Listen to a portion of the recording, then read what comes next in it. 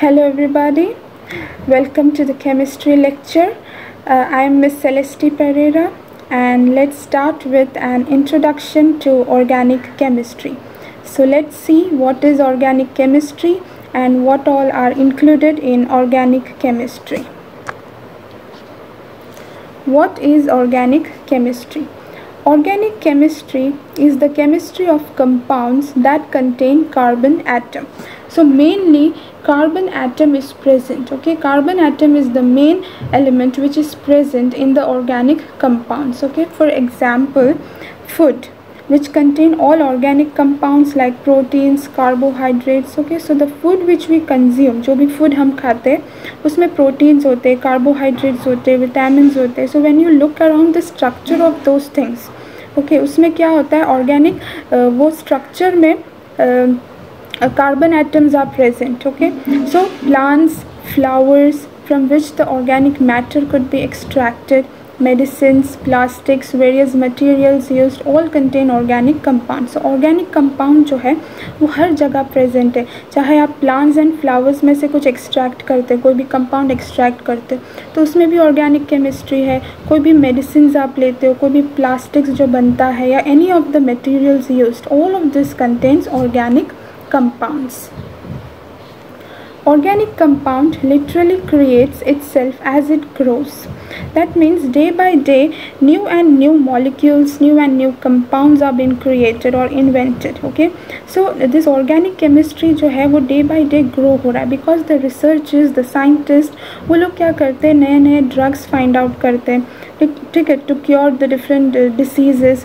नए नए dyes बनते हैं, new plastics बनते हैं. So all these new things which are invented, ये सारे things में क्या है, this organic compounds are present. Okay, so creation of new molecules has given new materials such as plastics, new dyes to color our clothes, new perfumes, new drugs to cure diseases.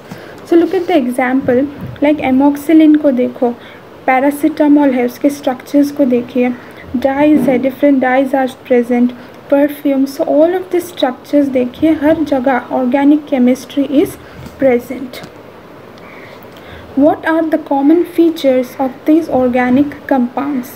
तो देखिए पिछले slide में जो amoxicillin है, paracetamol है, ये drugs है, फिर डिफरेंट डाइज है, परफ्यूम्स है, ये सब में देखिए कि ये सारे ऑर्गेनिक कंपाउंड्स में मेनली क्या प्रेजेंट है, what is the common feature जो प्रेजेंट है इनमें. दैट इज़ आप देख सकते हैं कि ये सब में कार्बन एटम जो है वो मेनली प्रेजेंट है. Now what is present other than carbon atom? So let's see what are the common features of organic compounds.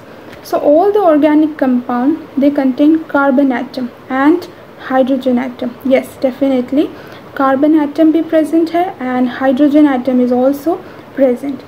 All carbon atom has 4 bonds. 4 bonds है हर carbon atom में, ये भी आपने देखा होगा सारे compounds में. And hetero atoms may be present. hetero atoms जो है वो भी प्रेजेंट होते, like you can say nitrogen होगा या सल्फर होगा या ऑक्सीजन होगा. So any of this hetero atoms में be also present. So these are the common features. Vital force theory.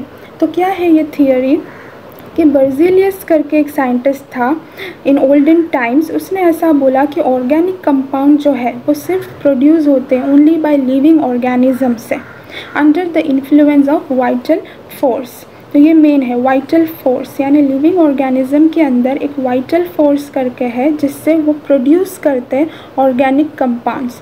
यानी बर्ज़िलियस ने ऐसा कहा था कि ऑर्गेनिक कंपाउंड्स जो है वो सिर्फ लिविंग ऑर्गेनिज्म ही प्रोड्यूस कर सकता है. ऑर्गेनिक कंपाउंड्स को हम आर्टिफिशियली बना नहीं सकते.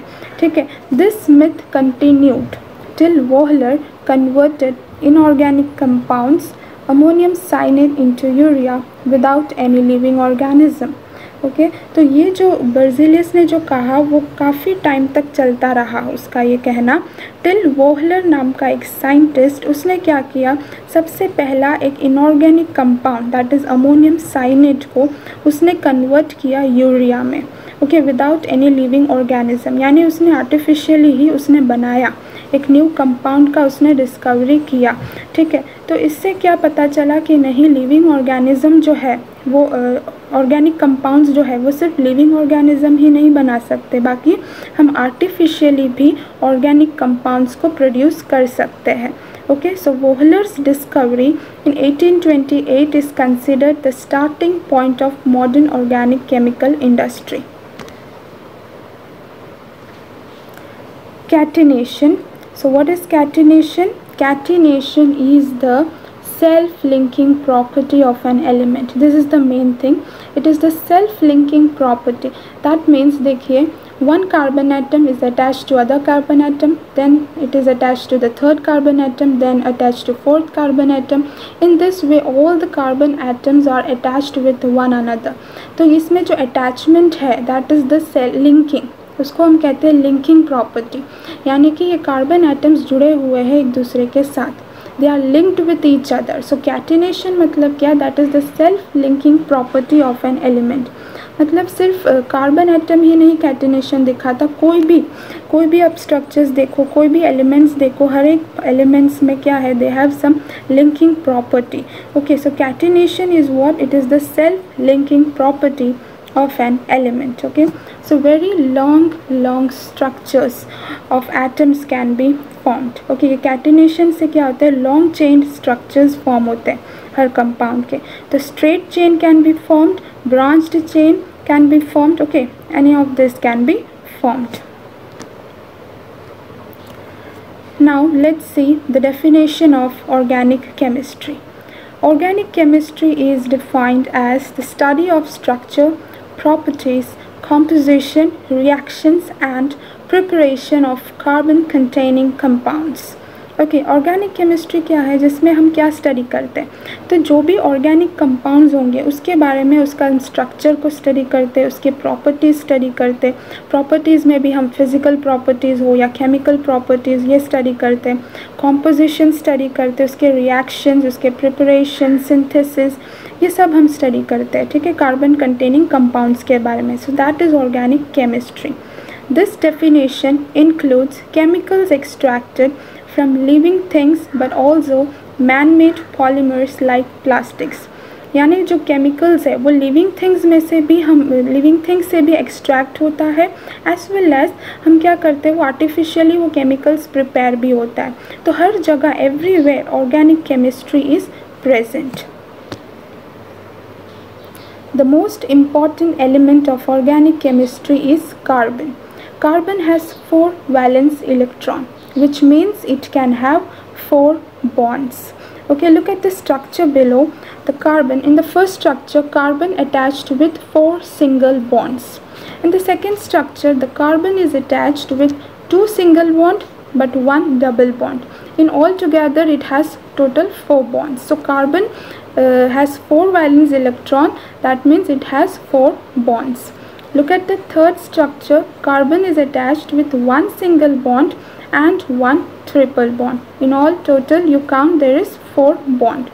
Okay, so most important element of organic chemistry is carbon atom, and carbon atom should have 4 bonds. Different ways a molecule could be represented. There are 4 different ways. So देखिए, first is the molecular structure, molecular formula, second is the structural formula, third is the condensed structural formula and fourth is the skeletal formula.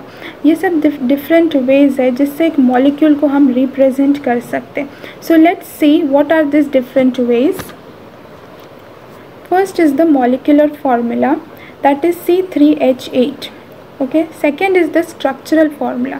देखिए, जो C3H8 जो compound है उसको हमने structural वे में कैसा लिखा है, तो देखिए कैसा, C3, तो 3 कार्बन्स को हमने अलग अलग लिखा एंड सारे कार्बन्स में हमने हाइड्रोजन्स को जोड़ दिया. Okay, this is the structural formula. Next is the condensed structural formula, यानी कि जो हमने ये स्ट्रक्चरल फार्मूला देखा है उसमें से आपको क्या करना है, जैसे CH3 लिखा है, यहाँ CH2 लिखा है, CH3 लिखा है, तो दिस इज़ कंडेंस्ड, यानी कि structural is the expanded one. जो स्ट्रक्चरल फार्मूला है that is the expanded formula, और उसमें से हम क्या करते हैं उसको कंडेंस करके लिखते हैं। ओके, सारे हाइड्रोजन्स को हमने जोड़ के लिखा, जैसे CH3 लिखा, देन CH2 लिखा, then CH3 लिखा. So this is the condensed structural formula. Next is the skeletal formula.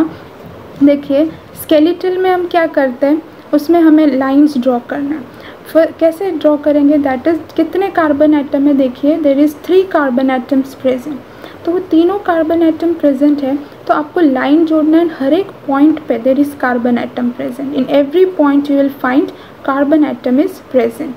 Okay, so this is the skeletal formula, यानी कि लाइन ड्रॉ करके आपको ड्रॉ करना है. So this is the skeletal formula. Propane modelled 5 separate veg. देखिए propane को लिखने का या ड्रॉ करने का ये अलग अलग तरीके हैं. लाइक C3H8 है इज़ द फार्मूला. सो उसको लिखने का फर्स्ट इज़ द सिंपल, हमने ड्रॉ किया, this is the structural formula, simple drawing कर लिया हमने प्रोपेन का. नेक्स्ट देखिए प्रोपेन को ड्रॉ किया है बॉल एंड स्टिक मॉडल से, बॉल एंड स्टिक मॉडल से ड्रॉ किया है. नेक्स्ट प्रोपेन को हमने स्पेस फिलिंग मॉडल से ड्रॉ किया है. Okay, and next is the skeletal structure. Skeletal structure, ये लाइन जो दिख रहा है that is the skeletal structure. So this are the different ways जिससे हम एक प्रोपेन या कोई भी मॉलिक्यूल हो उससे हम दिखा सकते हैं. Okay, different ways to represent a molecule. How to draw the skeletal structure. So how will you draw the structure, that is this is the displayed formula. So जब भी कोई भी structure दिया हो तो you count the number of carbon atom.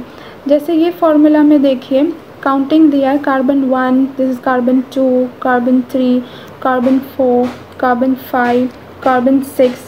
सो इस तरह से काउंटिंग दिया. So there are 6 carbon atoms. Okay, अब उसको हमने स्केलेटल में ड्रॉ किया.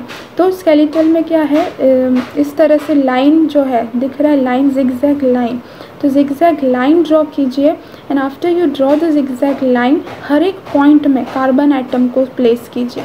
लाइक हियर 1 में कार्बन 1 होगा, नेक्स्ट कार्बन 2 यहाँ होगा इस पॉइंट पे, यहाँ पे कार्बन 3 होगा, यहाँ कार्बन 4 होगा, यहाँ carbon 5 and here will be carbon 6. So this is the skeletal formula, यानी कि जिगजैग लाइन करके ड्रॉ करो एंड देन हर एक पॉइंट में कार्बन एटम को प्लेस करो. ओके, सपोज अगर 7-8 कार्बन एटम्स हुआ तो अगेन ये लाइन जो है जिगजैग लाइन अगेन आगे एक्सटेंड हो जाएगा. So this is the way you can draw the skeletal formula. Do it this way. कोई भी स्ट्रक्चर दिया होगा, so first you write the expanded formula, यही आपका स्ट्रक्चरल फार्मूला होगा, दिस एक्सपैंडेड वन. सो इस तरह से एक्सपैंड करके लिखिए आपके फार्मूला को, फिर उसको कंडेंस करके लिखिए and then you write the skeletal structure को ड्रॉ किया, जिगजैग लाइंस जो दिख रहा है. So you draw the skeletal structure. So first thing is जब भी कोई कंपाउंड मिले you write the expanded formula, then you write the condensed formula, and then you write the skeletal structure.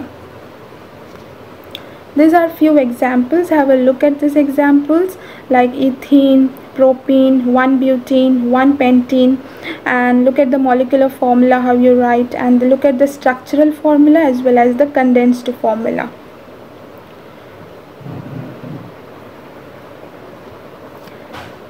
Now how do you study the structure of organic compounds? Okay, तो कोई भी like organic compound दिया होगा तो आप कैसे उसका structure study करते हैं. हाउ डू यू नो कि which all elements are present, या what is the molecular formula, what is the structure of that organic compound. So how will you study the structure of those organic compounds.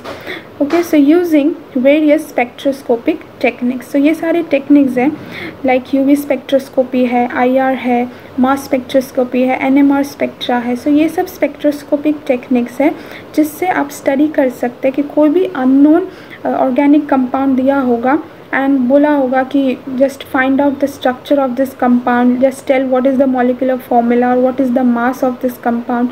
सो अगर ये सब आपको जानना हो कोई unknown compound का, so you can use the spectroscopic techniques, जैसे UV use करो, IR यूज़ करो, मास यूज़ करो या NMR यूज़ करो. So these are the different techniques. So I hope you have understood the topic. So go through this slides once again and look from the beginning.